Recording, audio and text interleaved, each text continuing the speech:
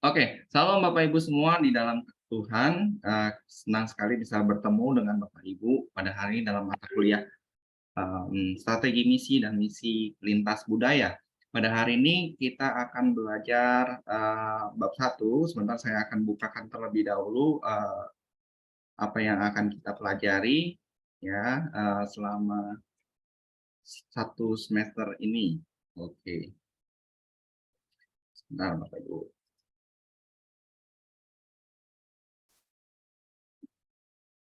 Share screen.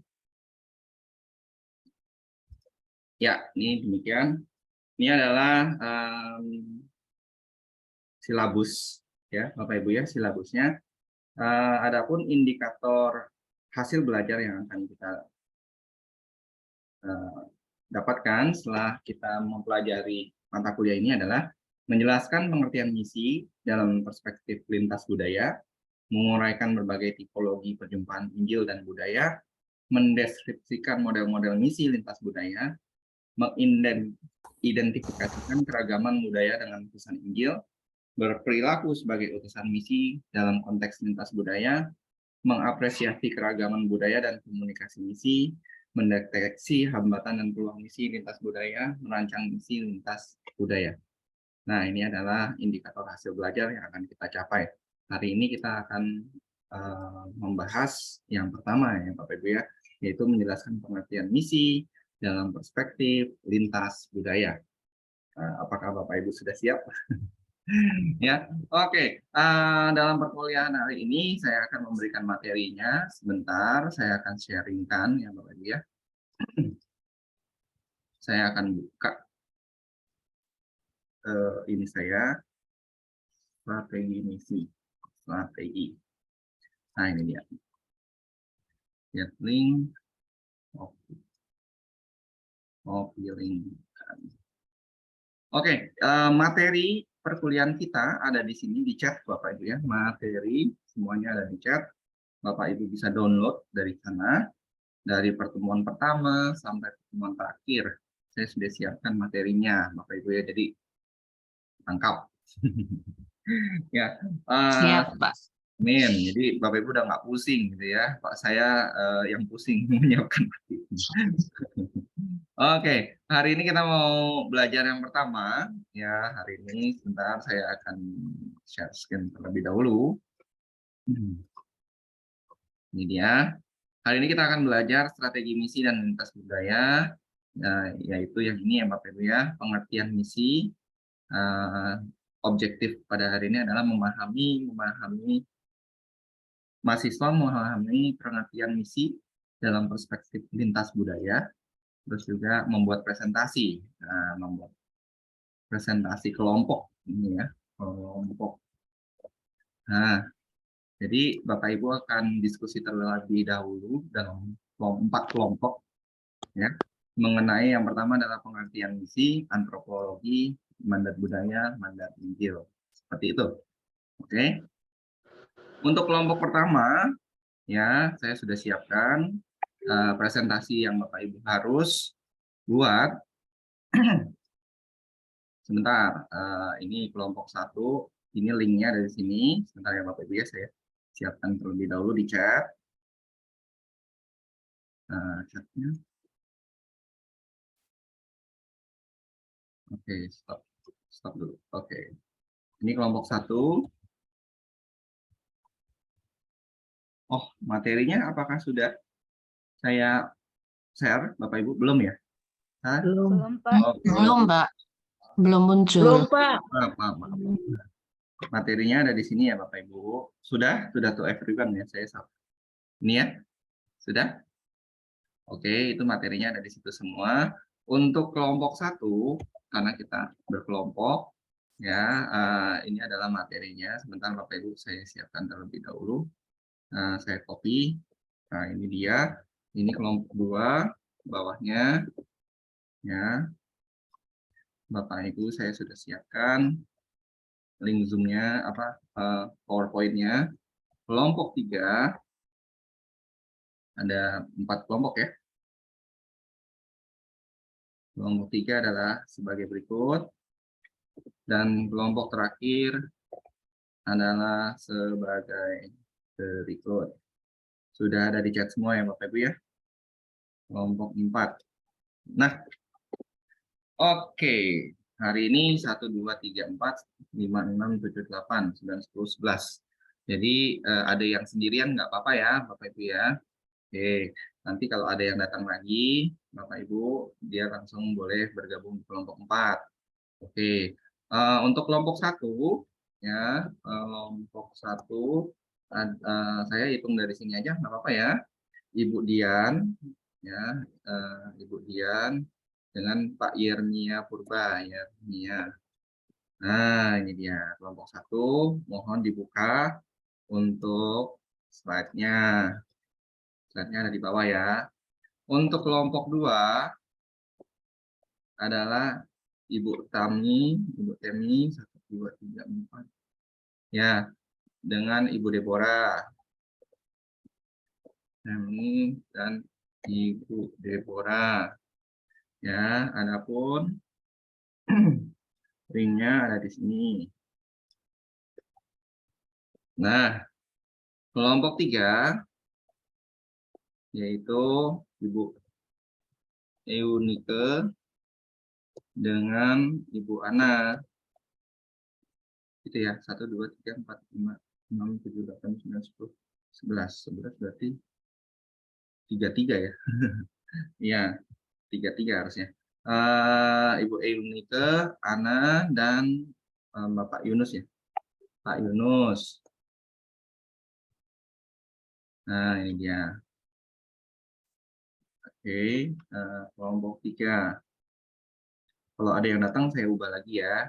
Apa saya tambahin lagi gitu ya maksudnya. Nah, kelompok 4.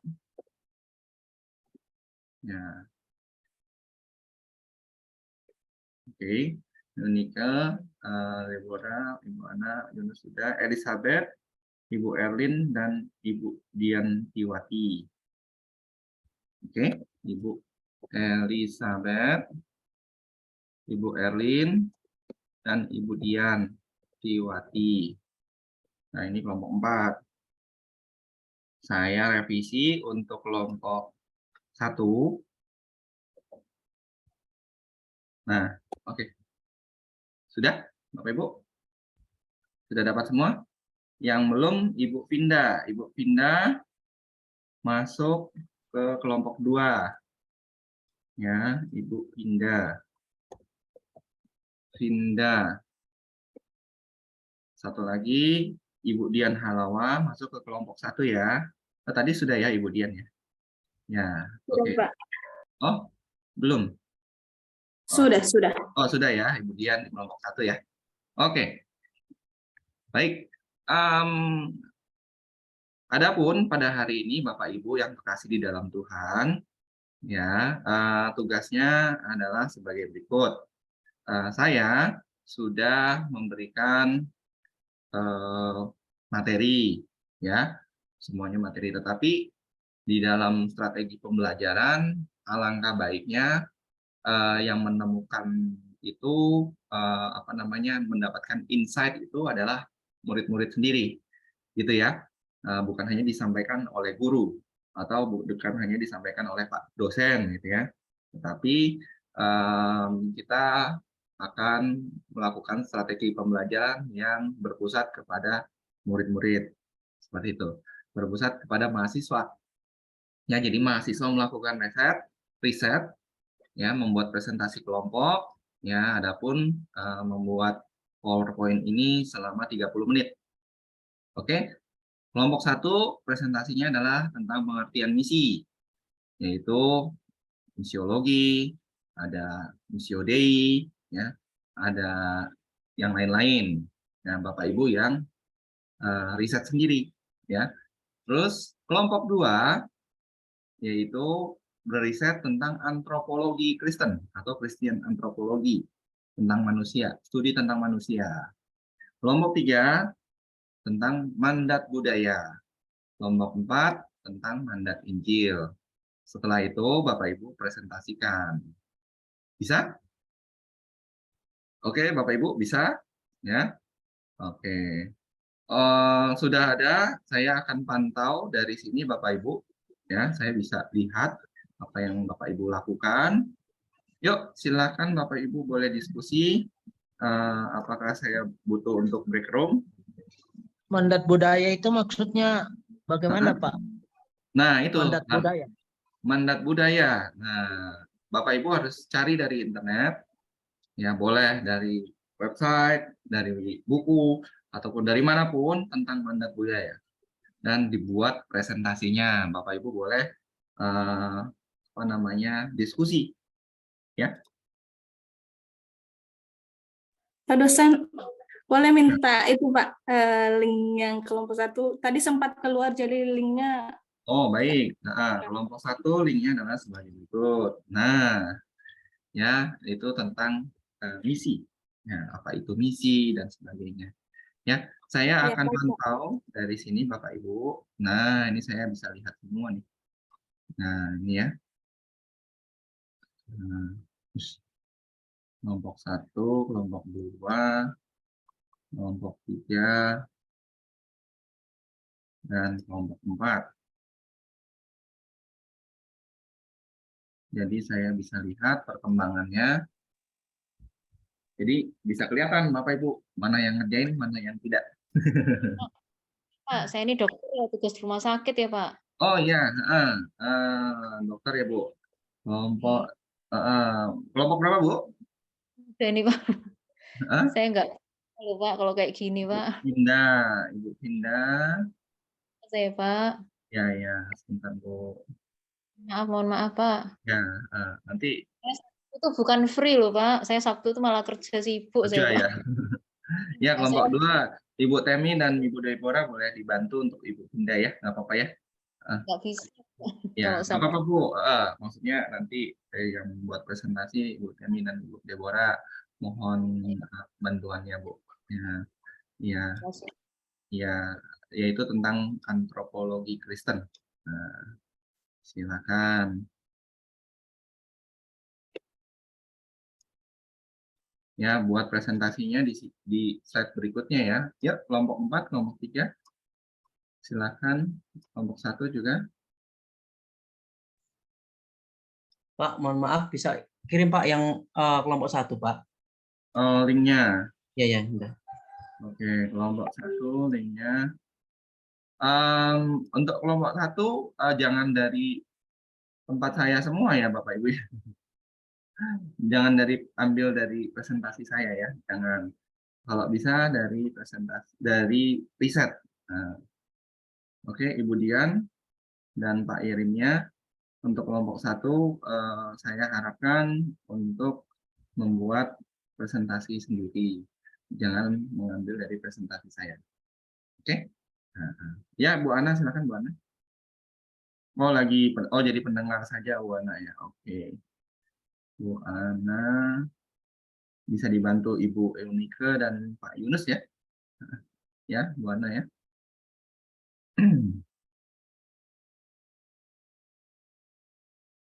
Oke, silakan dibuat presentasinya. Pak, Diklik. izin bertanya. Iya, Bu Elin, silakan.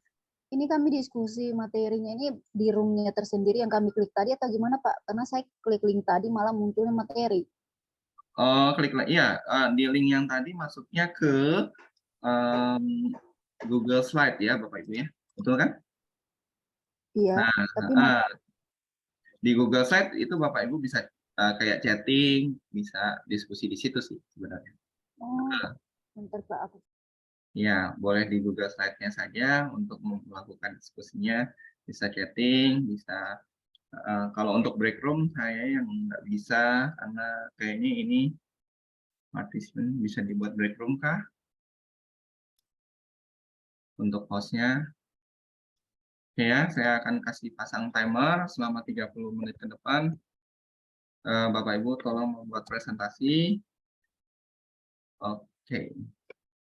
Saya sudah masukin timer. Ya. Jadi Bapak Ibu yang riset terlebih dahulu tentang 4 topik tadi. Ya, yang pertama adalah pengertian misi, antropologi Kristen, itu mandat budaya, dan apa itu mandat Injil. Lalu Bapak Ibu presentasikan, ya. Izin Pak, saya belum bisa masuk ke grup yang bertiga itu ya. Saya coba-coba yang Oh, diklik saja Bu. Sebentar Bu. Ini diklik. Harusnya masuk. yang kita kan mestinya bertiga, kita harus masuk ke room bertiga itu ya, gitu. Oh bukan, nggak ke room Bu. Apa di Google Slide-nya dia langsung masuk ke Google Slide. Ya di situ mulai dikerjakan saja, gitu ya. Udah, tapi nggak bisa keluar ya. Oh nggak bisa Bentar keluar. ya, bentar ya Pak ya. Mm-mm. Dicoba-coba lagi ya. Ya diklik saja.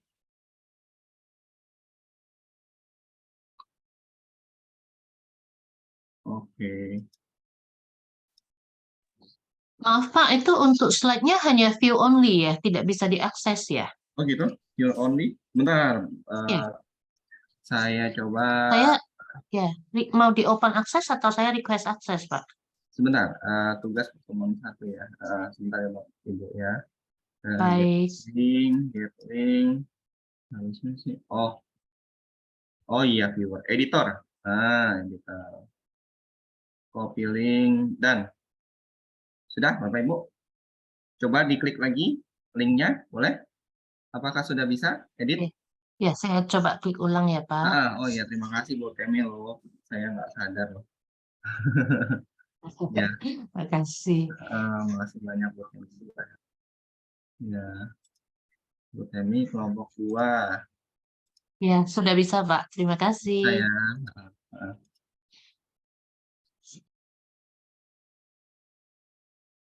Ya, silakan Bapak Ibu dibuat yang kelompok 2 belum, belum mulai.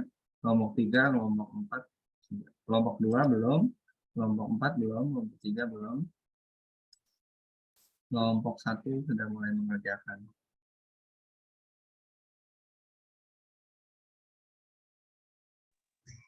Kelompok 4 hanya saya doang Pak yang masuk di room chatnya. Temannya gitu. belum masuk. Yang Iya. lainnya belum ya? Iya. Kelompok Kayaknya 3 kendala ini deh, saya mereka sudah nggak coba bisa. masuk Pak, tapi cuma tampilan doang. Tampilan doang, boleh di share screen Pak, biar saya. Oh, share screen baru nggak bisa. Izin Pak, yang keluar hanya PowerPoint-nya aja. Nggak bisa masuk kami bertiga, makanya tadi hanya Ibu Erlin ya yang bisa ya. Oh enggak, memang PowerPoint-nya aja Ibu. Iya, betul. Bagian paling bawah Bu, dilihat yang kelompok 4 nanti di bagian bawah tuh ada seperti flash tambah, nah di situ kliknya bisa masuk. Oh ya baik, bentar ya Bu. Ya, nggak apa-apa ya Bapak Ibu ya, di tempat ini kita sedang belajar teknologi pendidikan juga. Kita sedang mempelajari apa namanya dalam hal ini Google Slide.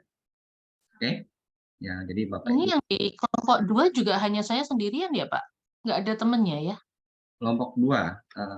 Iya. Ibu Vinda Deborah nggak boleh ada. gabung dengan Ibu Vinda mungkin. Iya. Oh, Ibu Vinda sedang di rumah sakit. Sedang ya ada tugas. Iya. Ya, Bu Ibu Deborah Iya. belum ini. Saya Ya. sedang Mana coba ini masuk, dia? Pak. Ya. Saya sedang Ayo coba masuk, masuk, yuk. cuman itu dia ke ini WPS gitu, Pak, ke ini masuk ke Google-nya. Makanya Iya, saya betul. coba lagi. Lagi Saya coba. lagi coba pindahkan di laptop. Kalau di Oh. HP dia langsung masuk di WPS gitu, Pak. Ya, ya. Oh, BPS. Iya. Iya. Silakan.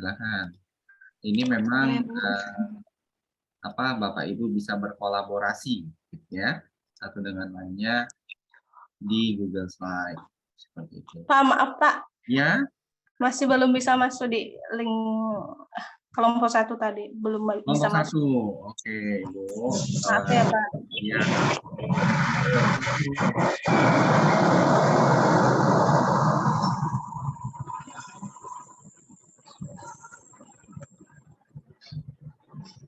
Kalau ada kesulitan boleh.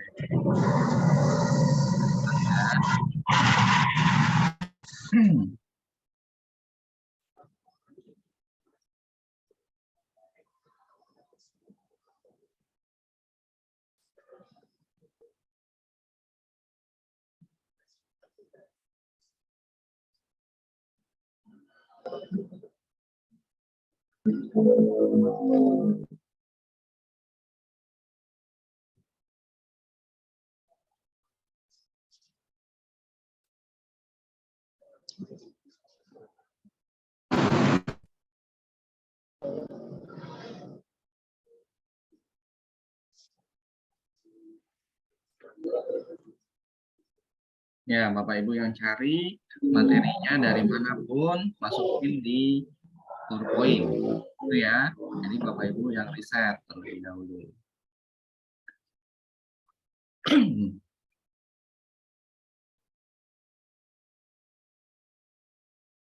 Masih lama, masih 20 menit lagi ya Bapak Ibu ya.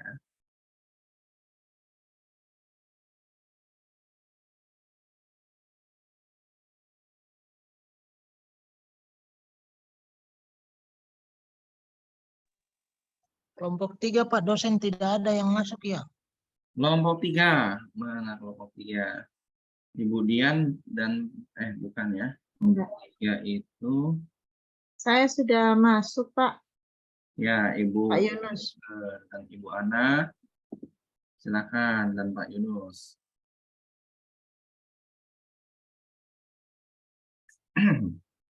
Saya pantau dari sini loh Pak. Saya bisa lihat semua ya. Sedang mengerjakan apa, sudah sampai mana.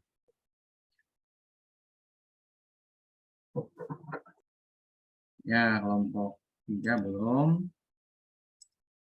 Masuk ke slide 3, Pak. Ya, kelompok 4 masuk ke slide 3. Silakan diisi. Kelompok 2 juga masuk ke slide 3, silakan diisi.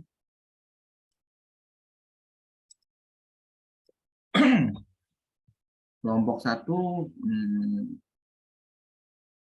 kayaknya jangan di copy paste semua ya. Oke deh.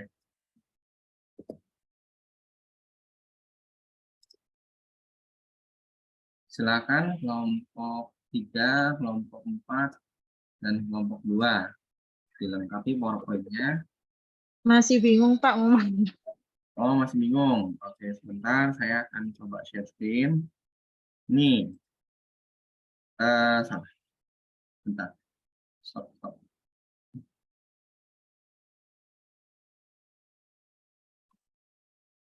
Ya. Oke. Share screen. Saya udah masuk tadi Pak, tapi diskusinya bagaimana? Apakah mencari bahan atau Ya, bagaimana? mencari bahan. Misalnya contoh, ini seperti kelompok 1, Bapak Ibu ya. Kelompok 1 dia pakai bahan saya nih. Ya, dia copy paste dari tempat saya. Ya, juga sih. Ya, tapi kalau bisa Bapak Ibu, ini kan sampai pengertian misi sudah selesai. Gitu ya. Tapi kalau bisa Bapak Ibu mencari bahan sendiri seperti itu. Apa itu pengertian misiologi? Apa itu pengertian missio Dei?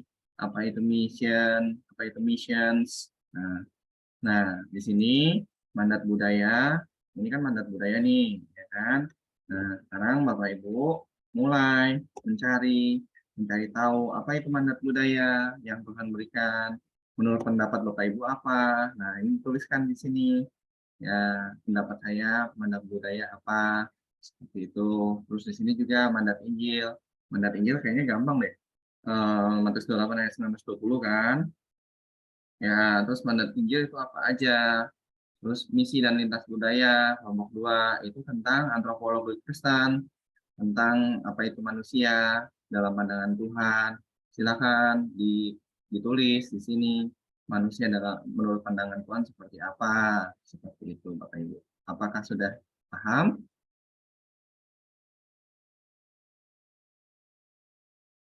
Bapak Ibu, apakah paham? Iya, Paham, Pak. Pak. Sedang mencoba memproses, Pak. Ya, siap. Misalnya contoh, Kelompok 3 misi dan lintas budaya ya Pak ya. bukan mandat budaya, Pak. Mandat Tapi budaya. di PowerPoint-nya itu misi dan lintas budaya Pak. Itu judul ini, Pak. Apa namanya? Judul mata kuliah kita misi dan lintas budaya, tetapi di dalamnya adalah mandat budaya. Subnya adalah mandat budaya. Ini loh, Pak. Oke. Ya. Berarti langsung tulis di slide-nya itu ya, Pak? Betul. Menurut pandangan Bapak, Ibu seperti apa? Tuh. Ya, mandat budaya itu apa? apa, lah, atau mandat Injil itu apa, terus juga apa tadi, antropologi Kristen itu apa, pengertian misi itu apa, menurut pendapat Bapak Ibu aja di slide berikutnya, terus dipresentasikan. Bisa, Bapak Ibu? Ya? Ya, yang tadi saya baru masuk. Saya lagi di luar, Pak. Ya? Maaf, nanya Pak, Ya, itu yang boleh. tadi, ya materi yang kita udah dapat pembahasannya ketik langsung di room yang tadi juga ya Pak ya? Iya, yang pembahasannya kenapa, Bu? Pembahasannya langsung ketik di room yang kita masuk tadi, yang room kelompok Iya, tadi. benar-benar. Diketik aja langsung. Jadi, Teman saya belum masuk Pak. oh iya, nggak apa-apa, Bu. Yang penting Saya sudah masuk Bu, tapi hanya muncul slide begini. Bagaimana ya Pak? di open with Google Slide.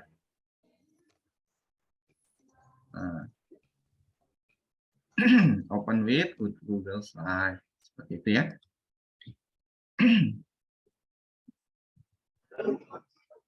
Maaf, Pak. Saya lagi di luar, Pak. Jadi saya nggak tahu, Pak. Pembahasan itu juga baru masuk, Pak.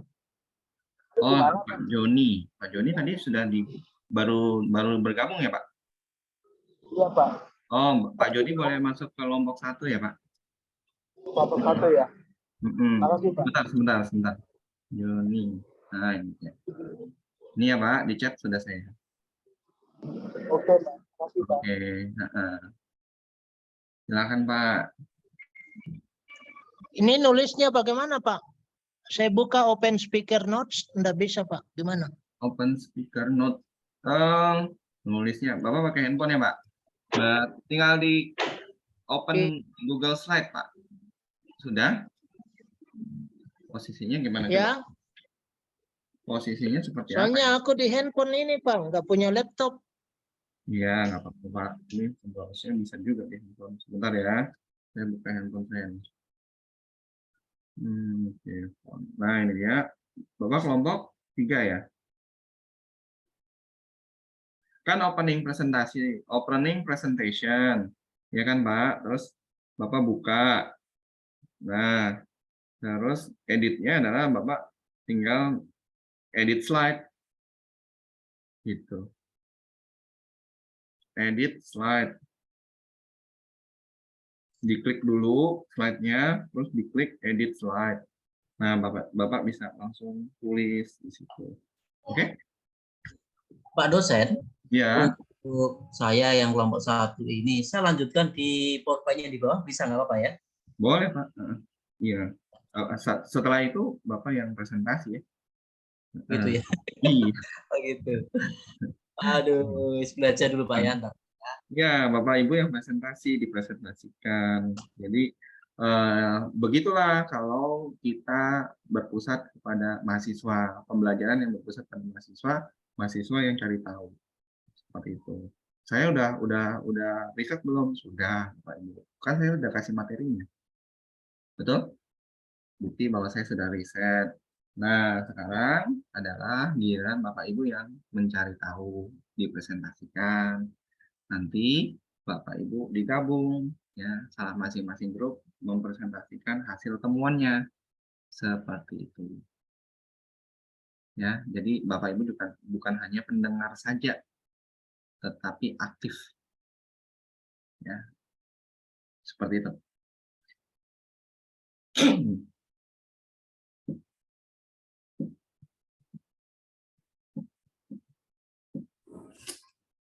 Pak Dosen, Ya, kemudian gimana? maaf Pak, masih belum bisa buka. Soalnya setiap buka mati ini Zoom-nya. Saya ulang lagi minta Zoom-nya.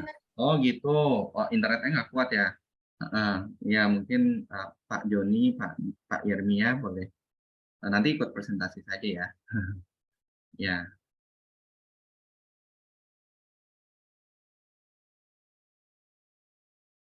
Oke, waktunya tinggal, saya lihat dulu waktunya, tinggal 10 menit lagi ya Bapak Ibu untuk membuat presentasinya. Nah, ini semuanya sudah mulai mengisi ya, semuanya sudah diisi nih Luar biasa ya. Walaupun baru 1 slide. Oke, kelompok 1 semuanya sudah.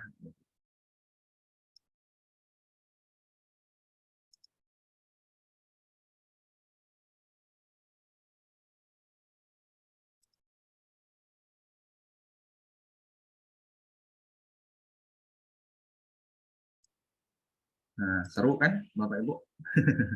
Antropologi Kristen bagaimana nih? Masih belum? Baru judulnya saja. Silakan.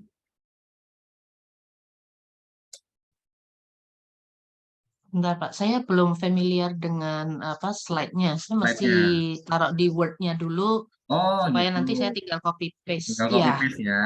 Wah, Iya, mantap. saya masih di Word dulu, Pak. Enggak, belum familiar dengan formatnya. Ya, paham Bu. Ya, Ya. bagus. Ya, luar biasa sekali. Ya, boleh dikerjakan di Word masing-masing. Ya, Bapak Ibu, terus tinggal copy paste seperti strategi yang dilakukan oleh Bu Tani. Luar biasa juga loh. Maklum, Pak, orang tua konvensional jadinya. Pak dosen boleh Ya. minta link kelompok 1? Oh, mau minta Kita link. coba lagi Pak kalau bisa. Boleh. Ya, Ibu. Iya, jadi Ibu, Bapak Ibu, kalau pakai Google, pakai Google Slide, kalau memang di gereja Bapak Ibu ada kelas pengajaran, Bapak Ibu bisa lakukan ini, gitu ya. Kalau yang namanya kita pakai online, ya. Nah, kan nggak mungkin online kita pakai misalnya kertas besar, gitu kan, susah kan. Terus dipresentasikan buat poster gitu misalnya, susah. Nah, tapi kalau misalnya buat presentasi pakai Google Slide seperti ini bisa berkolaborasi online. Oh iya, Ibu Ana jaringannya nggak bagus. Bu Ana, ya nggak apa-apa Bu. Yang penting nanti Ibu berkontribusi untuk presentasi nanti ya. Ya, Bu Ana ya.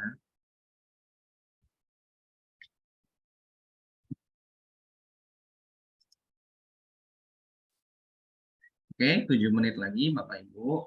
Ya, setidaknya Bapak Ibu mencurahkan apa yang menjadi pendapat Bapak Ibu tentang hal-hal yang tadi. Ya, mandat budaya itu apa? Mandat Injil itu apa? Terus juga pengertian misi itu apa? Antropologi. Saya belum bisa mengetiknya ini Pak di handphone. Di handphone, di handphone tadi ini Pak, add slide, edit slide Pak. Tadi saya buka, apakah bisa Pak? Diklik dulu slide mana yang paling bawah slide-nya. Diklik slide paling bawah Pak. Nah, terus di add slide. Atau mau di double klik aja. Ini kalau saya harus blur my background. Oke, ini ya Bapak Ibu, ini kan ceritanya seperti ini ya. Oke Pak, ini contoh. Nah, setelah itu Bapak double klik ini. Nah, di double klik, lalu di sini ada nih. Nah, kalau mau di add ya ini aja, di add yang ini loh. Add slide. Iya, saya coba lagi Pak. Maklum. Ya. Nggak apa-apa Pak. Ya, saya tahu ini baru mungkin bagi Bapak Ibu, tapi kita mau belajar ya. Nah, Pak Yunus sudah. Pak Yunus, ya. Oh, Pak Yunus mau mandat budaya gitu ya. Pak Yunus, mandat budaya di kelompok berapa ya Pak? Antropologi, mandat budaya. Oh, ini Pak Yunus, Pak Yunus ya. Oke, saya bantu deh masukin.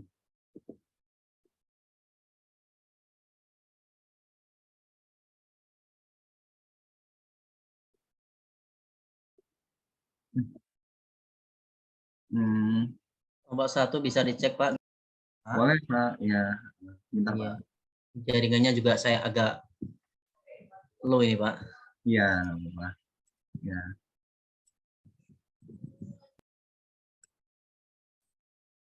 Nggak apa-apa ya, Bapak Ibu ya, kita belajar teknologi, gitu ya. Ini yang dipakai oleh anak-anak Bapak Ibu di sekolah. Ya, Bapak Ibu ya, saya adalah seorang guru di salah satu sekolah yang kurikulumnya berbasis internasional. Biasanya saya pakai bahasa Inggris kalau ngajar. Nah, kalau mengajar anak-anak, ya guru bukan menjadi pusat, tetapi yang menjadi pusat adalah anak-anak itu sendiri. Seperti itu. Nah, guru juga harus terus belajar. Ya, Bapak Ibu juga harus terus belajar, terutama teknologi, supaya anak-anaknya yang generasi-generasi di bawah kita bisa menjangkau mereka. Bu Kartiana baru join ya? Halo, Bu Kartiana? Oh iya, baru join ya. Oke, Bu Kartiana boleh tadi sebentar ya. Oke, Ibu Kartiana boleh ke join juga kan? Ya, maaf Pak, kita tadi baru dari sekolah, jadi itu. Bu Kartiana boleh di kelompok 4 ya, Bu? Oh, kelompok 4. Boleh, Bu. Ini, Bu, di chatnya. Oh, belum chat, Kak. Oh iya, iya, oke. Tentang mandat Injil. Mudah itu, mandat Injil ya.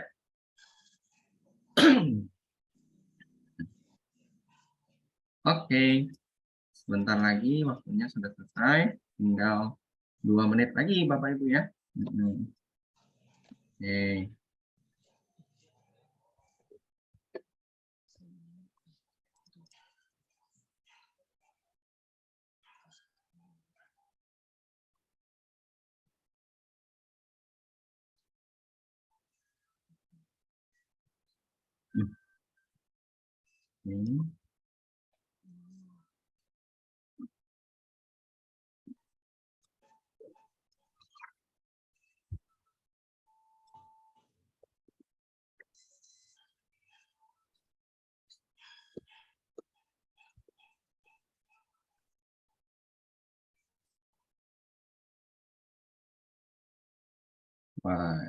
Bapak Ibu berpikir, selama ini biasanya mendapatkan materi saja ya. Hari ini Bapak Ibu yang riset ya. Jadi apa namanya, Bapak Ibu mengalami yang namanya proses pembelajaran dengan mahasiswa menjadi center.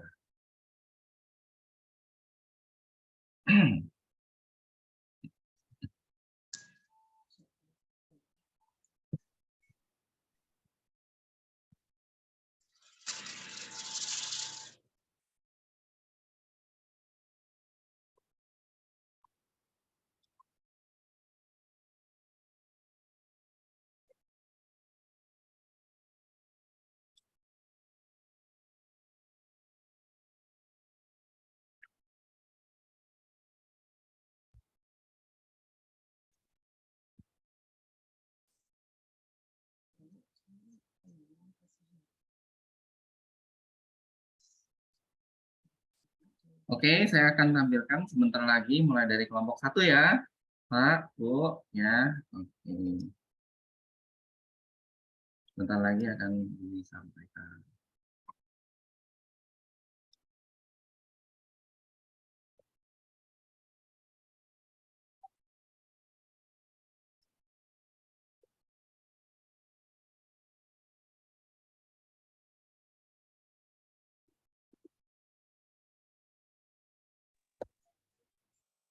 Pak, saya belum masuk di kelompok 4, Pak. Yang mana tuh? Ada di chat, Bu. Ya. Oh, ada di chat ya? Oh, ya. Oke. Nah, ini alarmnya udah bunyi nih, Bapak Ibu ya. Oke, saya akan share screen. Oke, Bapak Ibu, mulai dari kelompok 1 akan dipresentasikan. Silakan oleh Ibu Dian, Bapak Yermia dan juga Pak Joni.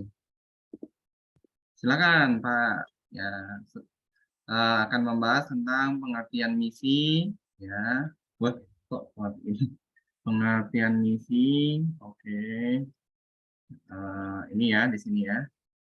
Ini nggak usah. Ini cuman di sini kali ya tadi ya. Oke, ya udah deh, nggak apa-apa dah. Ini. Silakan, siapa yang mau presentasi nih? Mungkin dari 3 orang ini. Pak Dia, Ibu Dian, Bu Yelmia, Pak Joni. Silakan. Halo? Oke Pak, saya coba dulu ya Pak ya. Ya, mulai dari yang mana Pak? Slide nomor berapa? Nomor 26 ya. 26, oh langsung. Saya lanjutkan tadi. Ini ya. Oke, Iya. silakan Pak. Salam, saya akan mencoba karena waktunya terbatas. Seadanya kita akan. Iya, nggak apa-apa Pak. Ya. Ya.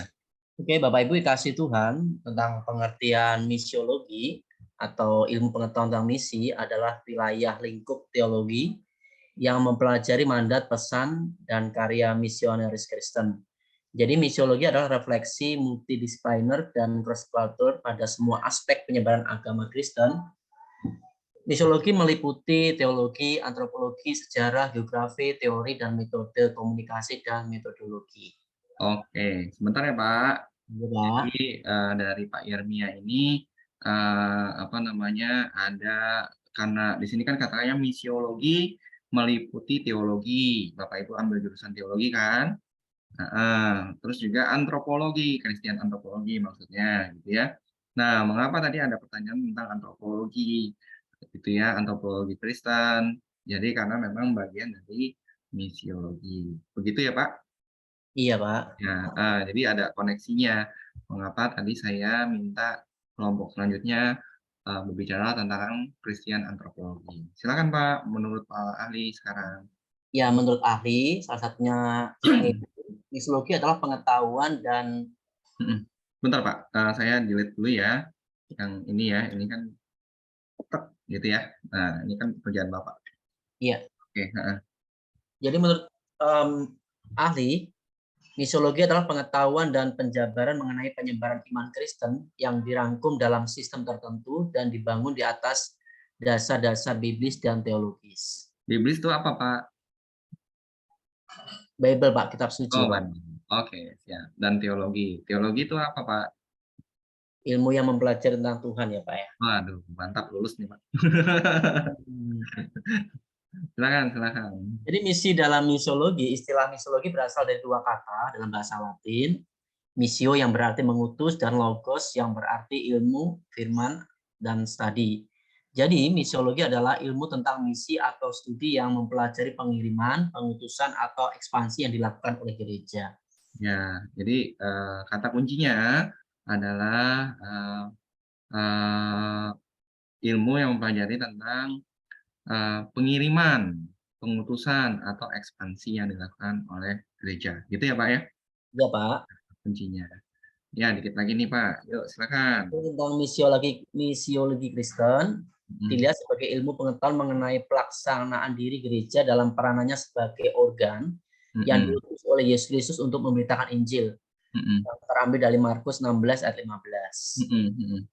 Jadi menjadi saksi karya keselamatan dan menjadi segala bangsa murid Kristus. Amin. Ya. Nah, ini pengertiannya. Silakan lagi, Pak. Ya, di dalam Matius 20:28, Tuhan Yesus mengajarkan kepada umatnya, jadikanlah segala bangsa muridku. Perintah ini menunjukkan bahwa keselamatan diberikan untuk semua suku, bangsa, dan kata jadikanlah ini menunjuk suatu gerakan atau mobilitas. Jadi kita harus bersifat aktif di sini untuk melakukan pemuritan, pengutusan di sana. Oke, mantap. Ya, jadi ini dasar firman Tuhannya ya. Nah, tujuannya? Nah, tujuan misiologi memisahkan antara praktek yang penting untuk Kristen dan praktek Kristen yang dapat bervariasi di antara komunitas-komunitas, namun masih menyatakan kepercayaannya pada agama Kristen. Oke, mantap. Ini tujuannya adalah memisahkan praktek penting untuk Kristen dan praktek Kristen yang dapat bervariasi. Ya, silakan Pak.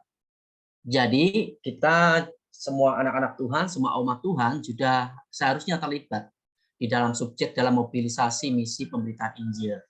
Jadi karena ini suatu perintah yang diajar oleh Tuhan dan kita harus taat di dalamnya. Ya, silakan Pak. Satu lagi. Nah, ini salah satu contoh-contoh yang ada di dalam Kisah Para Rasul, ada banyak teladan di sana, di dalam pengutusan atau penginjilan, di mobilisasi di sana tadi banyak memenangkan jiwa-jiwa kepada Tuhan Yesus. Ada di sana juga ada Rasul Paulus, ada Petrus, juga ada teladan-teladan yang lainnya di dalam Kisah Para Rasul. Jadi semua teladan ini tersebut masih berlaku hingga saat ini untuk mobilisasi misi membawa jiwa-jiwa mengenal kepada Kristus. Haleluya, Pak. Ya, terima kasih Pak. Setelah presentasi tadi, Bapak mempresentasikan, Bapak menyelidiki, bagaimana perasaan Bapak nih? Boleh saya tahu? Iya. Satu. Jadi hal utama yang Tuhan ajar kepada kita adalah kita harus aktif di dalam pengutusan, pemuridan, di mana kita bisa membawa setiap jiwa-jiwa itu datang kepada Kristus. Itu tujuan utama daripada Kristus ke dalam dunia, yaitu memuridkan semua bangsa untuk menjadi murid Kristus. Jadi kita menjadi murid untuk memuridkan yang lain. Menjadi murid untuk memuridkan yang lain. Itu quote hari ini dari Pak Yermi. Ya, luar biasa sekali. Satu lagi buat kelompok 1, ya, pertanyaan saya, bagaimana metode belajar hari ini menurut Bapak dan Ibu? Ya, setelah karena mungkin dosen lain tidak ada yang seperti ini ya Pak. Iya Pak, ini sesuatu terobosan yang baru buat saya pribadi, tak mau belajar lebih lagi ya Pak ya. Ada yang baru Pak dari kami. Ini kita sebagai pendengar saja, kemudian kita mengerjakan tugas. Tapi di awal ini belum kita mendapatkan materi, tapi langsung mengerjakan tugas Pak. Ini luar biasa dibalik untuk mindsetnya nih Pak, pembelajaran hari ini Pak. Ya, memang pembelajaran yang dilakukan biasanya adalah bukan berpusat kepada guru atau berpusat pada dosen, tetapi berpusat pada mahasiswa. Jadi mahasiswa harus aktif dalam riset seperti itu ya. Nah, itu yang ingin dipelajari. Kalau guru, ya guru udah tahu ya. Maksudnya saya juga udah tahu tentang yang Bapak sampaikan tadi. Tetapi alangkah baiknya murid yang menemukan sendiri, dan akhirnya itu kalau Bapak Ibu yang nemuin sendiri biasanya akan lebih lama. Gitu. Ya. Tapi harus ketika Bapak Ibu mendengarkan yang lain, presentasi harus didengarkan yang tadi ya dari kelompok 1. Sekarang waktunya untuk kelompok 2 untuk presentasi. Ini adalah temuan yang hasil riset dari kelompok 2. Oke, kelompok 3, ini 4, ini 2. Oke, siap. Kelompok 2 saya akan coba lihat. Tadi siapa dia? Sebentar ya Bapak ya. Kelompok 2. Kelompok 1, 2. Oh, Ibu Temi, Ibu Deborah, dan Ibu Indah ya, bersiap-siap dulu. Saya akan siapkan terlebih dahulu. Ini kelompok 2, namanya masalahnya. Nah, ini dia. Oke, sip. Sebentar ya Bapak Ibu ya. Saya atur dulu, soalnya ini bagian dari tugas ya. Oke, sip. Jadi tugas hari ini sudah share screen. Nah, oke. Mulai dari slide 4 ya. Oh, dari slide 3. Silakan. Siapa yang mau presentasi? Silakan Bu Tami. Bu Deborah, adakah? Oh ya, kalau nggak ada berarti saya. Tadi kebetulan saya kok nggak menemukan yang lain ya. Saya kok hanya sendirian saja Oh, di gitu. situ tadi. Ya, Iya, jadi slide-nya tadi kebetulan saya ini ada Bu Deborah.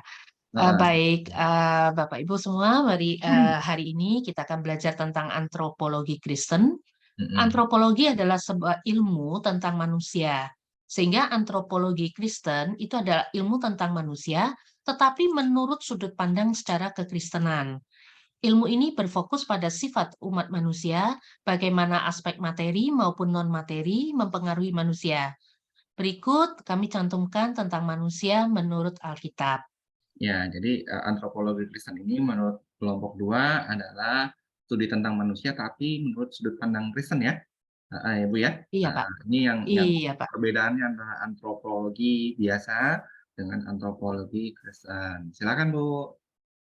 Iya, manusia ya. Jadi menurut Alkitab, manusia adalah kalau kita bilang kita adalah ciptaan yang tertinggi. Karena setelah Allah menciptakan semua fasilitas, maka barulah pada hari yang ke-6 itu diciptakan manusia.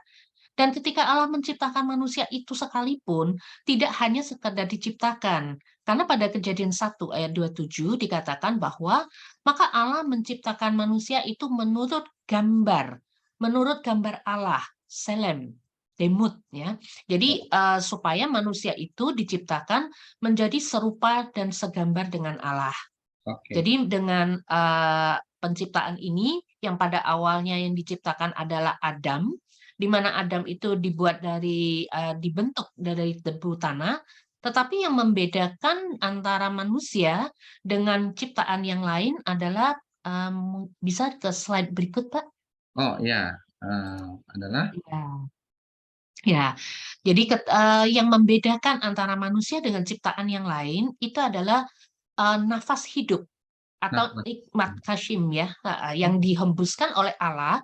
Jadi artinya kenapa manusia itu adalah dibentuk serupa dan segambar dengan Allah? Karena hanya manusialah yang mendapatkan nafas hidup yang dihembuskan ke dalam hidungnya. Nah, Alkitab tidak mencatat itu terjadi pada makhluk yang lain. Jadi manusia ini menjadi makhluk yang berbeda karena kita mempunyai nafas hidup yang dari Allah itu sendiri. Amin.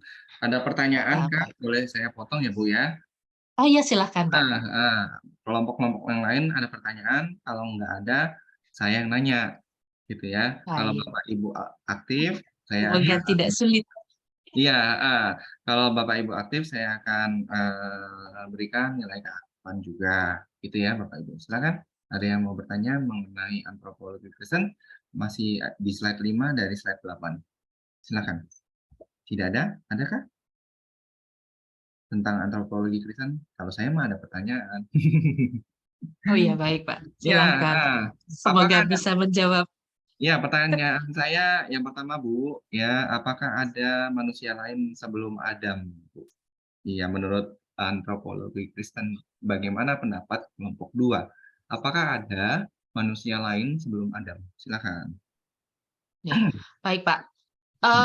Alkitab mencatat bahwa manusia yang diciptakan pertama itu adalah Adam. Nah, dari sanalah Alkitab mengatakan bahwa itu yang dicatat oleh Alkitab.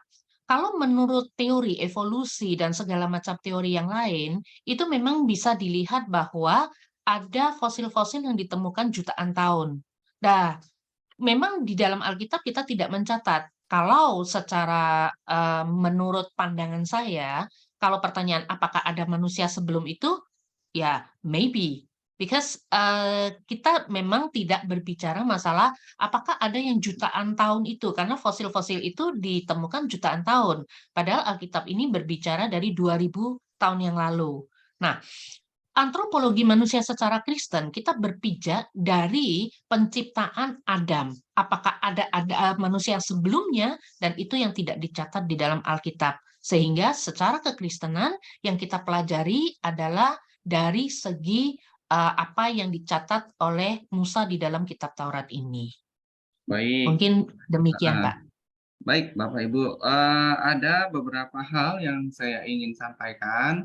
Bapak Ibu, ada 3 pandangan mengenai Alkitab. Ya, saya akan sebutkan. Pandangan pertama adalah Alkitab mengandung kesalahan. Gitu ya. Alkitab mengandung kesalahan. Apakah Alkitab mengandung kesalahan? Pandangan kedua adalah Alkitab, sebagian isi Alkitab adalah benar.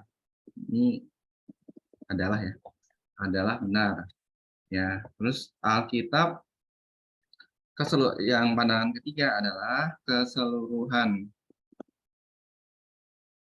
isi Alkitab adalah benar, gitu ya, dan tidak mengandung kesalahan. Bapak Ibu masuk dalam yang mana, gitu ya? Bentar, keseluruhan isi Alkitab adalah benar dan tidak mengandung kesalahan. Nah, ini dia. Saya taruh di chat ya, Bapak Ibu ya.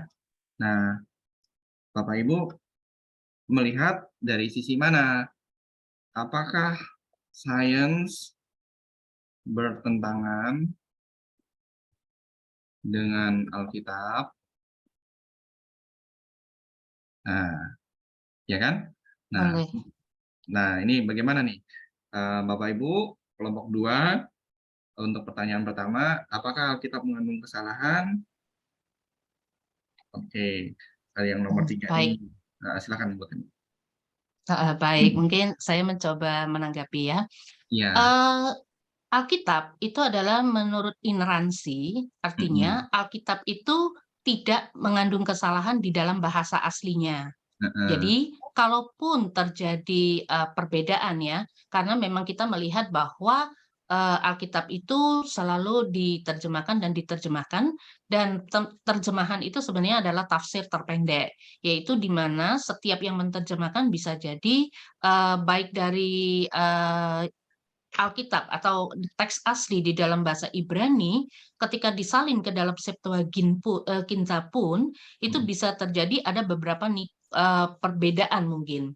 Nah, tetapi kita tetap mempercayai bahwa Alkitab itu tidak bisa bersalah ya menurut teks yang aslinya. Itu pandangan saya. Nah, jadi kalau misal pertanyaan kedua, apakah sains itu bertentangan dengan Alkitab? Maka saya jawab sebenarnya tidak. Sehingga sebenarnya antara Alkitab dengan sains itu tidak bisa ditabrakkan atau tidak bisa dibenturkan, karena kita harus mempercayai bahwa Alkitab itu adalah ratu dari segala ilmu.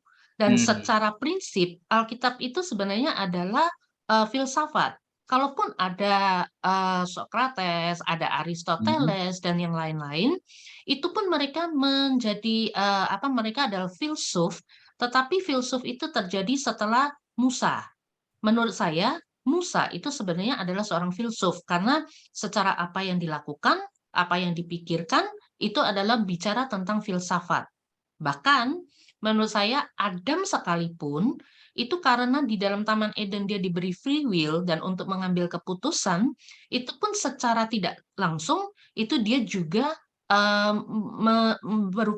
merupakan seorang filsuf karena dia berpikir dan melakukan sesuatu.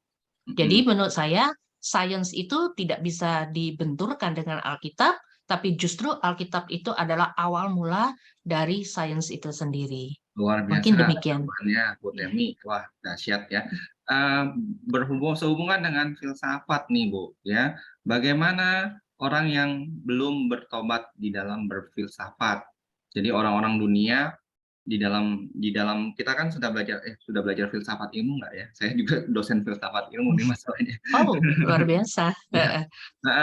Bagaimana orang yang belum bertobat di dalam berfilsafat, ketika mereka berfilsafat biasanya kecenderungannya seperti apa? Silakan Bu. Dalam hubungannya dengan antropologi Kristennya. Ya. Baik. Jadi ke filsafat itu sebenarnya bukan mungkin banyak orang kalau masih orang awam melihat filsafat itu adalah sesuatu, bahkan ada yang mengatakan bahwa jangan belajar filsafat, nanti bisa sesat, nanti bisa menjadi ateis, ya.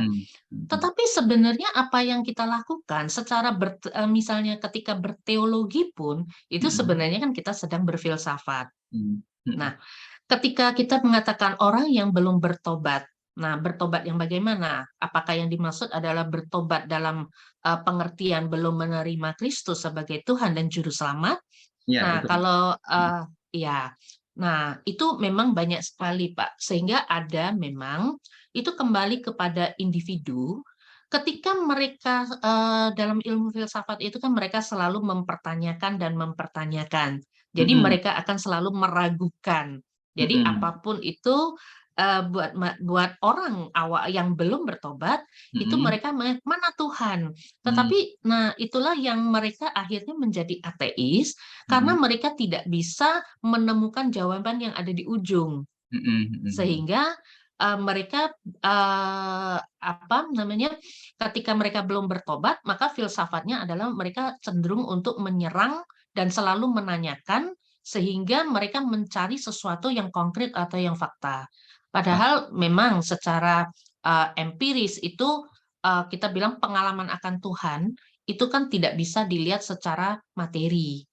Sehingga memang akhirnya kalau misalnya terjadi perdebatan teologi dengan orang yang belum bertobat, itu memang tidak ada ujungnya. Begitu menurut saya. Jadi saya simpulkan bagaimana orang yang belum bertobat di dalam berfilsafat dari Ibu Temi itu kecenderungannya adalah melawan Tuhan, Ibu. Iya, Pak. Jadi filsafat-filsafatnya kecenderungannya adalah melawan Tuhan. Luar biasa loh, Bu, jawabannya. Ya, lulus nih. Terima kasih. Filsafat ilmu loh. Terima kasih.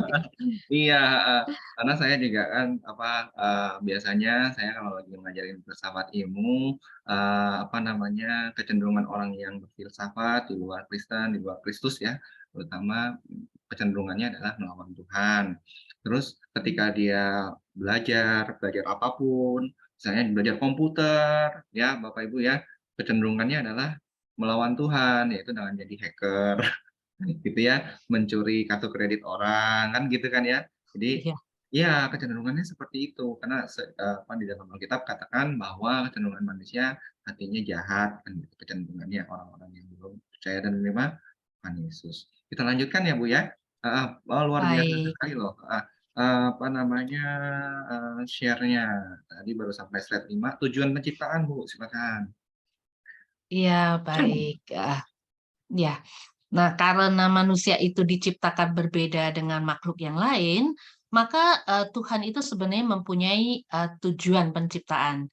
Jadi kalau kita diciptakan, maka pada Kejadian 1 ayat 26, berfirmanlah Allah, baiklah kita menjadikan manusia menurut gambar dan rupa kita, supaya mereka berkuasa atas ikan-ikan di laut dan burung-burung di udara, dan atas ternak dan atas seluruh bumi, dan atas segala binatang melata yang merayap di bumi. Nah, dari sini kita bisa melihat bahwa manusia itu diciptakan, tidak hanya sekedar diciptakan, tetapi ada tujuan dari Tuhan menciptakan kita, yaitu supaya kita menjadi mandataris Allah di bumi. Jadi kita ini menjadi duta-duta besar Allah, sehingga kita diberi semua fasilitas dan diberi kuasa atas makhluk atau ciptaan yang lain. Nah, itu adalah tujuan dari Allah. Maka Allah meletakkan manusia, yaitu Adam dan perempuan itu di dalam taman untuk mengusahakan. Jadi dari awal memang Tuhan memberi mandat supaya manusia itu tidak hanya sekedar bersenang-senang, tetapi memang manusia itu mempunyai tugas untuk mengusahakan dan untuk melakukan apa yang Tuhan inginkan dalam bagi manusia itu. Oke, ada pertanyaan Bapak Ibu dari kelompok lain? Kalau enggak, saya ada pertanyaan. Nah, di chat ya Pak, Bu. Oh, Pak Tommy panjang mulu. Nggak apa-apa ya Pak, Bu. Ya, kalau kan kalau rekan-rekan yang menjawab artinya dapat insight gitu ya. Jadi menemukan sendiri gitu ya. Saya cuma ngarahin doang. Kalau salah baru saya ngomong gitu. Silakan. Baik, Pak. Apakah malaikat semoga bisa menjawab ya, Pak ya. Iya. Apakah malaikat lebih tinggi dari manusia? Mengapa ketika kita memakai tubuh kemuliaan kita bisa menghakimi para malaikat? Kurang lebih begitu. Jadi lebih tinggi mana nih manusia sebenarnya? Manusia dengan malaikat. Oke. Baik. Secara tingkat penciptaan, malaikat itu telah ada sebelum penciptaan manusia. Dan manusia itu diciptakan, kalau pertanyaannya apakah malaikat lebih tinggi dari manusia, saya jawab tidak. Nah, mengapa tidak? Karena pada saat kejatuhan bintang fajar, di mana yang dikenal dengan istilah Lucifer, tetapi sebenarnya saya tidak, ketika saya belajar tentang kajian kata Lucifer itu sendiri, ternyata di Alkitab tidak mencatat kata nama Lucifer, tapi hanya disebutkan bintang fajar di mana gelarnya sama dengan Yeshua Mesia atau Tuhan Yesus. Nah, ketika malaikat itu jatuh, Tuhan itu tidak merencanakan sebuah keselamatan. Sedangkan ketika manusia itu jatuh dalam dosa, maka Tuhan itu menyiapkan proto-evangelium atau rencana keselamatan bagi manusia yang akhirnya diwujudkan dalam bentuk Tuhan Yesus untuk menyelamatkan. Sehingga kalau menurut saya manusia tidak lebih rendah dan malaikat tidak lebih tinggi. Sekalipun malaikat itu ada di surga, tetapi Tuhan itu tidak merencanakan penyelamatan bagi malaikat yang jatuh. Sedangkan Oke. manusia itu tetap, apalagi di dalam kitab Wahyu itu ya, ketika mengatakan bahwa kita atau manusia itu akan bersama-sama untuk menghakimi para malaikat. Oke, Demikian, Pak. kita kasih kesempatan buat anggota yang lain ya, Bu Temi. Bu Temi Oh iya, kayaknya silahkan, Pak. biasa Iya, sekali. silakan, Pak. Saya mau Bu bertanya ke Deborah. Ibu Deborah. Iya, Bu Deborah. Halo. Ya, halo Pak. Oh, Ibu Deborah. Silakan Bu. Menurut pandangan Ibu, apakah malaikat lebih tinggi dari manusia? Mengapa kita pada saat kita memakai tubuh kemuliaan kita bisa menghakimi para malaikat? Sebenarnya apakah kita lebih tinggi dari para malaikat atau tidak? Silakan. Kalau menurut saya, apakah kedudukannya manusia lebih tinggi daripada malaikat?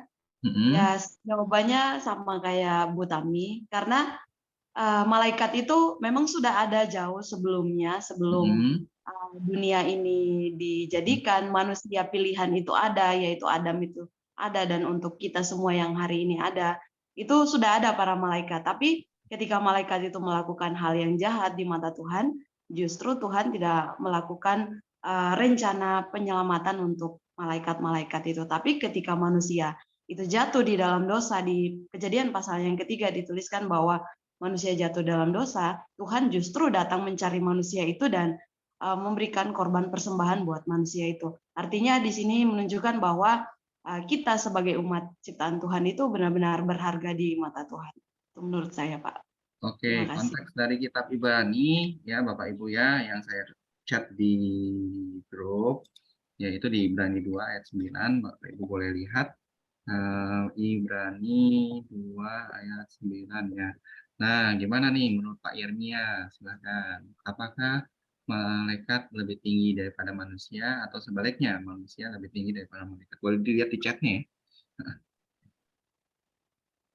Ini konteksnya adalah Tuhan Yesus menjadi manusia ya, berinkarnasi menjadi manusia. Konteksnya seperti itu. Jadi bagaimana kira-kira? Silakan Bapak Ibu, Ibrani 2 ayat 9. Boleh saya, Pak? Ya, silakan Pak.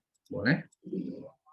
Menurut saya, manusia memang diciptakan di dunia ini memang sedikit lebih rendah daripada malaikat karena memiliki tubuh, Pak. Karena memiliki tubuh. Karena dalam waktu singkat, dibilang dalam waktu singkat, usia manusia dicatat menurut Alkitab 70 sampai 80 tahun dan isinya penderitaan semua. Betul. Karena itu manusia memang memiliki dimanfaatkan oleh Tuhan supaya Yesus bisa lahir ke dunia ini.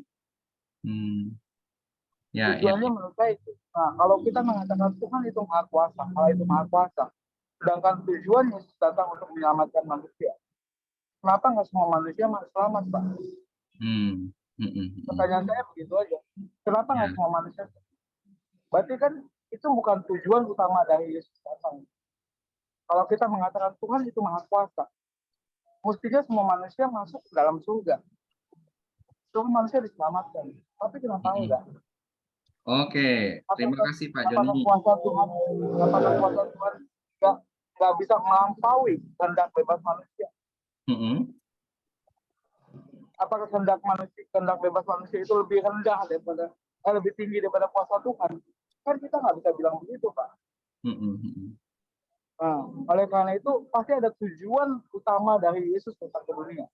Tujuan utamanya itu menurut saya sih aneh kalau kita mengatakan tujuan utama Yesus datang ke dunia untuk menyelamatkan manusia, sedangkan manusia sendiri nggak semuanya selamat. Gitu. Oke. Itu aja, Pak. Nggak apa-apa, kita diskusi ya Bapak Ibu ya. Pokoknya kalau ada yang melenceng, saya akan berusaha membenarkan, tetapi bukan dari saya yang membenarkannya, gitu ya. Tetapi melewat pertanyaan-pertanyaan yang saya ajukan, gitu ya. Saya coba mengarahkannya dengan cara memberikan pertanyaan. Oke, tadi dari Pak Temi dan Pak Joni ngomongin tentang bahwa kalau tadi menurut Pak Joni manusia sedikit lebih rendah dari para malaikat gitu ya Pak ya. Tapi menarik nih dari Bu Temi tadi tuh berkata tidak ada rencana keselamatan bagi malaikat, gitu ya. Sedangkan buat manusia ada, gitu ya Bu ya. Ya. Nah, pertanyaannya mengapa kok kalau malaikat nggak ada rencana keselamatan, tapi kalau manusia ada, Tuhan memberikan rencana keselamatan. Silakan. Boleh berpendapat, Pak? Boleh, Bu Erlin dulu ya Pak Joni ya. Sebentar Pak Joni, sebentar. Bu Erlin, silakan. Halo, Bu Erlin. Iya, Pak. Jadi saya pernah baca sebuah artikel yang mengatakan, ya kedengaran, Pak? Kedengaran, silakan. Ya, kenapa keselamatan itu hanya dirancang buat manusia? Karena memang manusia itu berdosa ya. Manusia semua bisa berdosa. Makanya rancangan keselamatan itu hanya untuk manusia. Kenapa nggak untuk malaikat? Karena memang pada dasarnya malaikat itu nggak berdosa ya. Malaikat itu suci, sehingga malaikat tidak perlu diselamatkan.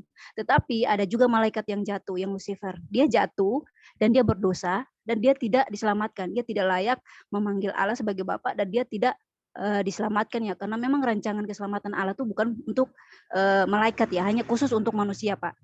Pertanyaannya mengapa? Kan nggak adil buat malaikat kalau begitu. Malaikat kan dari ini ya Pak ya, malaikat dijadikan dari bukan jasmani ya, tapi dari roh ya. Nggak ada sangkut pautnya. Maksudnya dalam arti kalaupun dia roh, kalau dia dijadikan dalam bentuk materi seperti kita, kenapa pertanyaannya dia nggak dapat rencana keselamatan, sedangkan manusia dapat? Kira-kira ada jawabannya?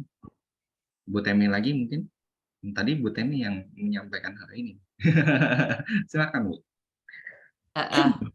Baik Pak, saya setuju dengan tadi yang dikatakan Bu Erlin, karena memang dari awal manusia itulah yang dikatakan diciptakan dari salam dan jembut Allah. Jadi memang ya, dan dihembuskan dengan nafas hidup dari Allah sendiri. Dan Alkitab tidak mencatat apakah malaikat itu diciptakan seperti itu atau tidak, itu yang tidak dikatakan. Dan dalam Alkitab memang hanya mencatat bahwa keselamatan itu diberikan kepada manusia, Pak. Oke, pertanyaan saya kembali, ini kembali ke bibliologi. Alkitab adalah firman Allah. Kalau gitu Alkitab nggak lengkap dong? Gimana? Alkitab itu jadi lengkap, Pak. Gimana? Silakan Pak. Firman Allah itu sempurna adanya. Firman Allah sempurna. Berarti nggak lengkap dong? Kok nggak dicatat Alkitab malaikat terbuat dari apa? Ya, semua yang tidak tercatat di dalam Alkitab itu adalah kehendak Tuhan dan hanya Tuhan yang tahu. Pertanyaannya bukan itu. Berarti Alkitab tidak lengkap. Pak, boleh saya Pak? Silakan. Malaikat adalah roh. Di Ibrani dikatakan malaikat adalah roh yang melayani.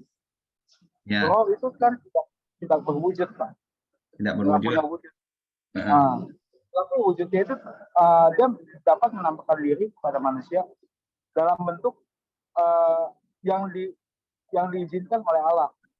Contoh angin, api.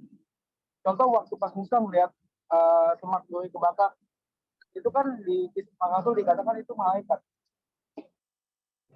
Yang semak duri yang dilihat Musa itu. Satu hal lagi Pak, soal malaikat kenapa nggak diselamatkan? Karena malaikat itu berdosa dari keinginannya sendiri, Pak. Dari keinginannya sendiri dia berdosa, gitu ya. Sedangkan manusia dari ditipu, diperdayai. Nah, ini jawaban yang saya ingin dengar, gitu ya Bapak Ibu ya. Jadi jawabannya bukan dari saya, dari Bapak Ibu. Bapak Ibu dapat insight, gitu loh. Paham ya? Nah, Bapak Ibu yang dapat insight, jawabannya dapat dari Bapak Ibu. Wah, luar biasa Pak Joni. Gitu ya. Terus juga selain itu malaikat juga ketika dia berdosa, karena sifatnya yang tadi Ibu Temi bilang ya diciptakan dari roh ya, dan juga Ibu siapa tadi Verlin ya bilang, ada Bu Deborah ya, bahwa diciptakan dari roh, maka ketika dia berdosa sudah tidak bisa diperbaiki, gitu. Udah nggak bisa diperbaiki lagi karena nggak bisa diperbaiki. Kalau manusia masih bisa diperbaiki, gitu. Karena ditipu tadi, ya. Terima kasih, luar biasa sekali. Demikian presentasi dari kelompok 2. Terima kasih banyak Bu Temi, Ibu Deborah, dan Bu Merlin. Ya, luar biasa sekali sharingnya hari ini. Ya, kita mau masuk ke kelompok 3, Bapak Ibu ya, siap? Kelompok Terima 3 ya. kasih. Ya, sebelumnya kita masuk ke kelompok 3, dengan diskusi seperti ini, semuanya dari mahasiswa untuk mahasiswa. Bu Temi gimana tadi yang perasaannya dengan metode seperti ini? Silakan, Bu. Ya, baik Pak. Ya maklum, untuk orang dengan usia menjelang 60 Ya. itu semuanya lebih lambat ya. Jadi memang kalau untuk mempersiapkan presentasi dengan topik yang tiba-tiba dan ini pressure-nya jelas itu tinggi sekali gitu Pak. Ya, tetapi puji Tuhan masih bisa mengikuti. Mungkin saya di sini paling tua kalah sama anak-anak muda yang lain Pak. Jadi mohon dimaklumi kalau lebih lambat. Iya, terima Enggak, kasih. Bu, luar biasa loh presentasinya ya, yang tadi Ibu berikan ya, mencerahkan kita semua. Nah, inilah yang saya ingin dengar gitu ya. Kecuali misalnya ada yang agak sedikit salah, mungkin saya akan kasih pertanyaan-pertanyaan berikutnya. Nah, tadi saya ada lupa loh. Satu pertanyaan lagi buat Bu Temi dan grup ya. Apa hubungannya antara tadi ya, manusia adalah ciptaan Allah yang Selem dan Demo tadi, peta dan teladan Allah dengan hubungannya dengan patung yang ada pada Perjanjian Lama atau dewa-dewa gitu ya. Misalnya di kuil kan ada patung tuh.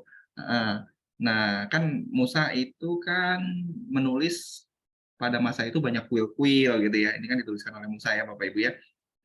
Kejadian, Keluaran dan sebagainya. Nah, itu pada masa itu kan banyak kuil gitu ya. Terus ada patung, ada apalagi dewa gitu ya, dewa-dewa di sekelilingnya. Nah, hubungannya peta dan teladan Allah, cara menjelaskannya hubungannya peta dan teladan Allah manusia dengan patung itu bagaimana? Ada yang tahu kan? Silakan kalau Bu Deborah atau yang lain mau menanggapi dulu. Iya, silakan. Karena ini pelajaran yang sangat penting nih, antropologi ya. Kalau saya ingat antropologi, ingatnya patung langsung. Karena itu hal yang mudah. Silakan. Silakan teman-teman jawab dulu, nanti saya akan jawab nanti. Pak Yunus, gimana? Coba sedikit Pak mengenai patung ya. Tentunya kan kita lihat di zaman Musa ada banyak patung-patung, kemudian dari bangsa-bangsa yang tidak mengenal Tuhan. Nah, kenapa sampai demikian? Karena kepercayaan orang untuk mencari identitas, mencari siapa penciptanya, itu mereka tidak mendapatkannya. Dan oleh karena itu bangsa Israel diperintahkan Tuhan lewat 10 hukum bahwa mereka dilarang membuat patung yang menyerupai apapun ya di bumi ini ya. Nah, supaya fokus mereka bangsa Israel pada waktu itu bahwa mereka mencari Allah yang hidup, yaitu Yehova atau Yahweh ya. Jadi karena mereka adalah bangsa pilihan ya, mereka adalah bangsa pilihan dan Allah mengkhususkan mereka sehingga Tuhan memberikan larangan untuk membuat patung di mana mereka tidak seperti bangsa-bangsa lain yang menyembah Allah yang mati ya, Allah yang mati yang terbuat dari patung yang tidak bisa berbicara, tidak bisa memberikan pertolongan, tidak bisa berkata-kata. Nah, bangsa-bangsa yang hubungannya apa nih Pak Yunus antara Selem dan Demut tadi, peta dan teladan Allah dengan patung? Bisa nggak dihubungkan? Peta dan teladan Allah manusia. Kalau hubungannya adalah bahwa mereka mencari pencitraannya antara bagaimana sih Allah sebetulnya itu, ya, bagaimana Allah itu, dan mereka ingin melihat bagaimana patung itu, muka Allah itu sesungguhnya, sehingga mereka membuat patung di mana mereka bisa untuk mencari identitas begitu Pak. pertanyaannya gini, hubungan antara dewa dan patung, hubungannya dengan Allah dan manusia yang adalah peta dan teladan Allah. Di chat ya. Dewa dan patung, hubungannya dengan Allah dan manusia yang adalah peta dan Allah. Bisa digambarin nggak? Maksudnya apa? Gitu. Ada? Kalau tadi kan Pak Yunus kan berbicara dari konteks 10 perintah Allah gitu ya. Oke ya Pak ya. 10 perintah. Jangan ada padamu Allah lain di hadapanku. Jangan membuat patung seperti itu kan. Iya. Nah ini sebelum itu gitu. Jadi hubungannya dewa dan patung, hubungannya dengan Allah dan manusia yang adalah peta dan teladan. Silakan Pak Irnia, ada yang mau disampaikan Pak? Silakan.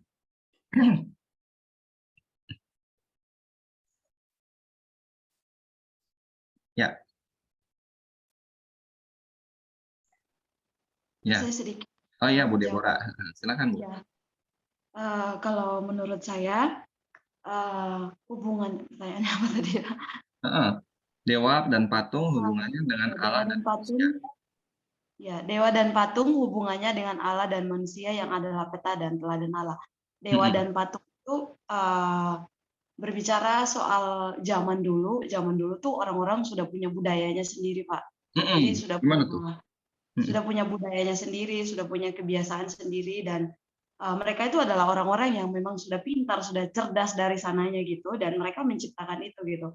Mereka menciptakan budaya itu untuk menunjukkan bahwa ada yang mereka sembah gitu. Tapi kalau misalnya berkaitan tentang kita sebagai peta dan teladannya Allah, misalnya kalau dikaitkan, sedangkan kalau misalnya kita tarik kayak benang merahnya, kalau menurut saya sebenarnya itu kayak bertolak belakang gitu Pak, karena patung atau dewa yang dibuat oleh manusia itu tidak ada roh Allah di sana. Oh iya. Sedangkan manusia yang diciptakan oleh Tuhan sebagai peta dan teladannya Tuhan, itu ada roh yang dihembuskan oleh Tuhan itu melalui manusia pertama dikatakan di Kejadian, yaitu Adam. Padahal kan mungkin tadi kata Bu Tami sebelumnya ada manusia lagi yang lain gitu ya, karena menurut sains itu ada catatannya gitu, dan bahkan ditemukan fosil-fosilnya. Bahkan di Kejadian juga pasal 2 dikatakan bahwa laki-laki itu akan meninggalkan ayah dan ibunya, itu menunjukkan bahwa sebelumnya mungkin ada gitu ya, mungkin ada, dan budaya itu sudah ada dan mereka mencari gitu ya, mencari Allah yang sebenarnya. Dan bahkan di dalam patung-patung yang merupakan ciptaan manusia, menurut saya kayak masa yang dicipta disembah lagi gitu. Padahal kan itu diciptakan oleh manusia gitu. Nggak ada roh Allah di sana. Gitu. Sedangkan manusia ada roh Allah. Dan teladan Allah itu ada pada kita. Oke, terima kasih Ibu Deborah. Pertanyaannya justru malah Ibu Deborah sepertinya malah berkata bahwa kalau hubungannya Pak, saya pikir bahwa patung itu mereka anggap ilah atau dewa yang sama dengan orang Israel, bahwa mereka menyembah Allah, ilah atau dewa. Hampir Pak, hampir mantap nih Pak Yunus. Itu hampir. Saya tambah. Silakan Bu Tami, hampir tadi. Silakan. Iya. Jadi kebudayaan pada saat itu, patung itu bisa menggantikan eksistensi dari sebuah sosok, misalnya raja. Nah, mereka menganggap bahwa ketika raja itu pergi, maka patung itu menjadi sebuah simbol atau dianggap sebagai raja itu sendiri. Nah, pada saat pada zaman Musa pun itu sebenarnya kan banyak sekali patung, bahkan ada patung ular di mana kalau orang yang sakit melihat itu maka akan menjadi sembuh. Jadi sebenarnya bukan pada masalah patungnya, tetapi lebih melihat bahwa pada saat itu bangsa Yahudi itu orang-orang Israel lebih melihat atau mereka membutuhkan sebuah media yang bisa dilihat di dalam penyembahan. Nah, tetapi ketika akhirnya dianggap bahwa itu menjadi sebuah berhala, nah itulah yang tidak diinginkan Tuhan. Karena kalau pada saat kita lihat dalam Tabut Perjanjian itu pun ada justru Tuhan meminta untuk membuat patung kerub untuk sebagai sebuah representasi begitu. Dan bahkan saat ini pun mungkin kita lihat dari saudara kita Katolik, mereka juga ada patung, tetapi bukan patung itu yang sembah. Begitu Pak, mungkin tambahan. Iya, Terima kasih. luar biasa, tepat sekali Ibu Temi ya. Jawabannya tepat banget ya, luar biasa. Jadi patung itu merepresentasikan kehadiran dewa. Tadi kalau misalnya raja ya kehadiran raja gitu ya. Nah, pertanyaannya buat refleksi kita hari ini yaitu apakah kehadiran saudara atau Bapak Ibu di tempat ini dimanapun Anda berada itu merepresentasikan kehadiran Allah.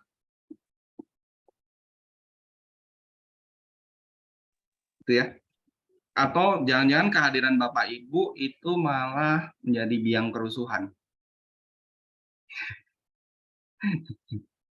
Benar kan? Nah, inti dari pelajaran antropologi adalah ini nih, ketika kita ngomongin tentang dewa, patung gitu ya.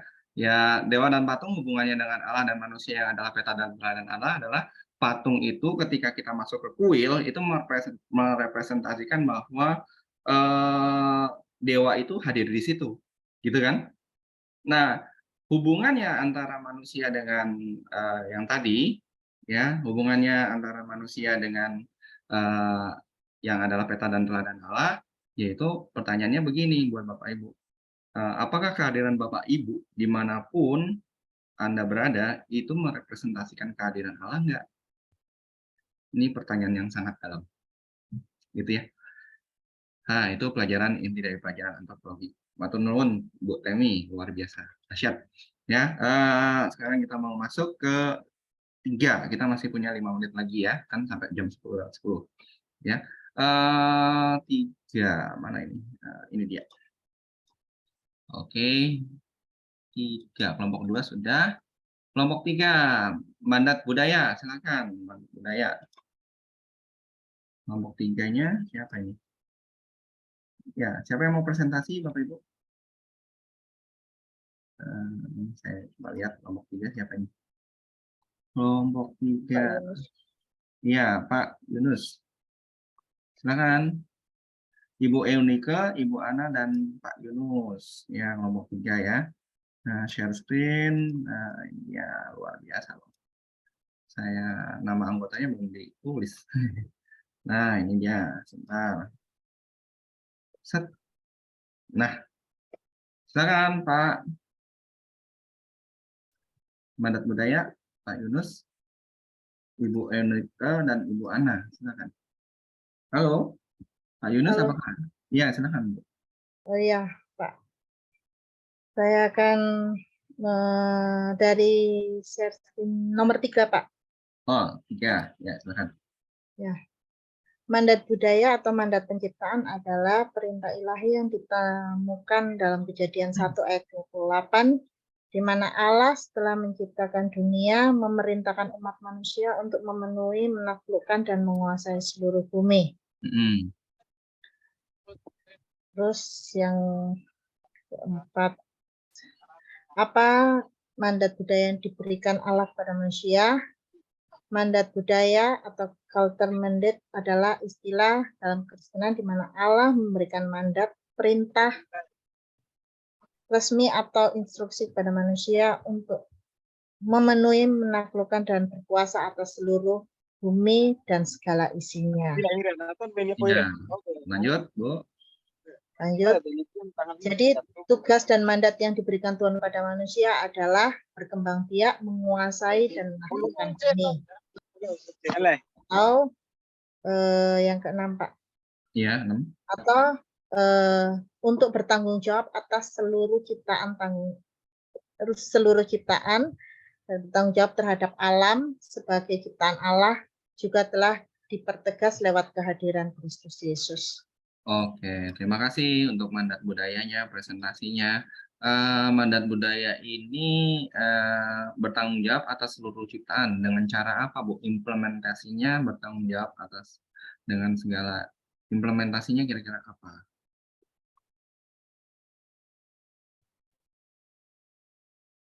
Bagaimana cara mengimplementasikannya? Silakan, Bu. Kalau menurut saya, cara mengimplementasikannya yaitu dengan cara kita memelihara, merawat, dan melakukan semuanya itu hanya untuk melakukan pemeliharaan, hanya untuk melakukan perintah Tuhan. Perintah Tuhan. Oke, nanti kita bahas di pertemuan berikutnya ya. Oke, sekarang kelompok 4. Ya, kelompok 4, Ibu Elizabeth, Ibu Erlin, Ibu Diantiwati, dan Ibu Katiana, gitu ya. Saya akan share screen. Kelompok terakhir, ya. Silakan Ibu Mandat Injil. Siapa yang mau?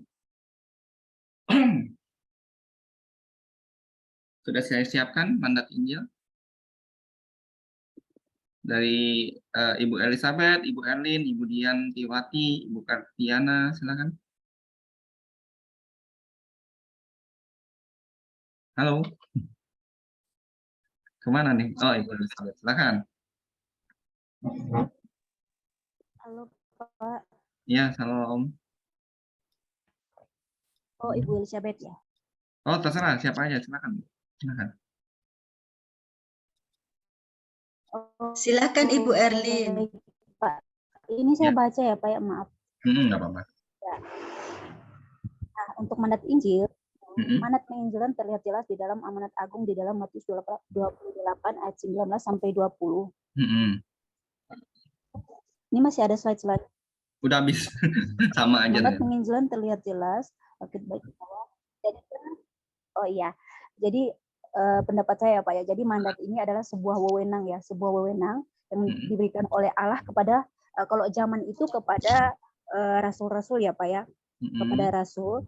Tapi untuk zaman sekarang udah masuk di dalam gereja, yaitu kita ini, untuk bagaimana cara kita mengenalkan orang-orang yang belum mengenal Tuhan, untuk lebih mengenal Tuhan. Jadi di situ ada kata jadikanlah, ya, jadikanlah. Ada kata, bentar Pak, oh sorry. Yang pertama pergilah, pergilah ini adalah sebuah tindakan ya, yang perlu adanya sebuah tindakan bergerak, kita pergi menginjil, membawakan kabar baik atau orang-orang yang belum mengenal Tuhan ini untuk mengenal Tuhan, dan kita menjadikan mereka menjadi anak Tuhan.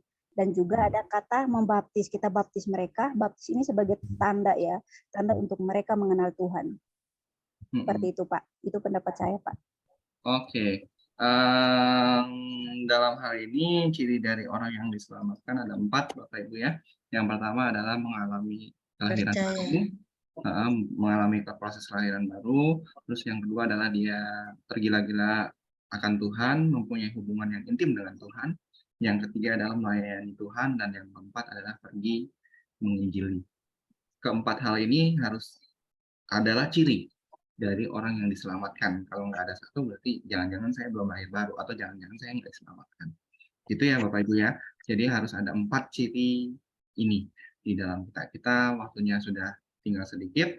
Yuk kita mau foto dulu. Boleh di-on-kan kah Pak Bu Erlin, Bu Dian, Pak Doni, Ibu Vinda, ya Pak Evaristo. Wah, ada Pak Dr. Aci nih, senior saya.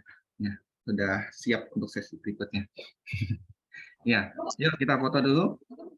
Ya, wah Ibu Vinda selamat bertugas loh Bu Dokter. Sudah siap dengan perlengkapannya.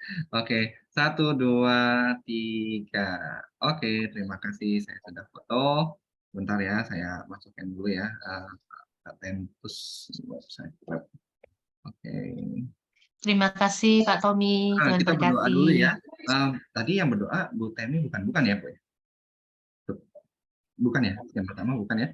Ya Bu Temi boleh tutup dalam doa kah Bu? Silakan. Baik. Mari Bapak Ibu kita akhiri perkuliahan ini dalam doa. Terima kasih Tuhan, kami sungguh bersyukur buat pelajaran hari ini Tuhan. Begitu banyak wawasan yang Kau berikan pada kami, begitu banyak pelajaran yang berharga buat kami Tuhan. Kiranya apa yang kami dapatkan hari ini Tuhan, boleh sungguh menjadi perlengkapan buat kami untuk semakin dahsyat di dalam Tuhan. Terima kasih Tuhan, Engkau berkati Pak dosen kami, Pak Tommy Tuhan, di dalam pelayanannya, dalam keluarga pekerjaannya Tuhan, dan Engkau jagai kesehatannya dalam kegiatan sehari-hari. Terima Terima kasih Tuhan, kami mau serahkan kami pribadi lepas pribadi Tuhan, biar kiranya Engkau senantiasa memberkati kami dan menolong kami dalam pelayanan. Terima kasih Tuhan, hanya di dalam nama Tuhan Yesus, Allah kami yang hidup, kami mau mengucap syukur dan berdoa. Haleluya. Amin. Amin. Bapak Ibu, kalau ada pertanyaan, saya ini akan kasih nomor telepon saya. Ya, ini adalah nomor telepon dari saya. 6530. Oke. Ya, Bapak Ibu bisa menghubungi, dicatat terlebih dahulu sebelum keluar. Ya, kita masih punya 1 menit, 2 menit deh. 10.15 akan berikutnya ya. Ya, boleh dicatat dulu Bapak Ibu nomor saya. Kalau Bapak Ibu punya kesulitan atau mau mengundang khotbah juga boleh loh. Gitu ya. Ya, saya tinggal di Tangerang Bapak Ibu ya. Terima kasih sudah dicatat ya. Saya stop